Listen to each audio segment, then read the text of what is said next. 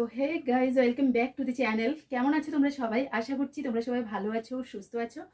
তো আজকে আরেকটা নতুন ভিডিও শুরু করছি। আর আমি জাস্ট সবে স্নান সেরে আসলাম, দেখতেই পাচ্ছ। কিন্তু বন্ধুরা, ঘরে এসেও শান্তি নেই। মানে এত পরিমাণে গরম পড়ছে, মনে হচ্ছে ঘরে আসতে আসতেই পুরো ঘেমে একদম একাকার হয়ে গেছি।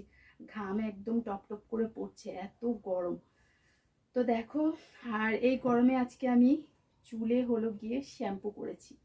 তো এখন চুলটাকে একটু ড্রাই করব, আর সেটাই কিভাবে করছি দেখো তোমাদের সাথে শেয়ার করব। এই যে দেখো, এই ভেজা চুলটা গায়ে লাগলেও, চুলটা না মানে গরমের জন্য গায়ে লাগলেও অস্থির লাগছে আমার।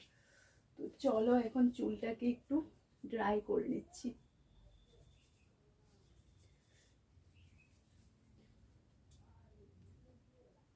আর এই গরমে যাদের লম্বা চুল তাদের কিন্তু ভীষণ প্রবলেম, কারণ এই গরমে চুলকে হ্যান্ডেল করা সব থেকে মারাত্মক হলো চুলকে হ্যান্ডেল করা। আর আমার তো ভীষণই কষ্ট হয়ে যাচ্ছে।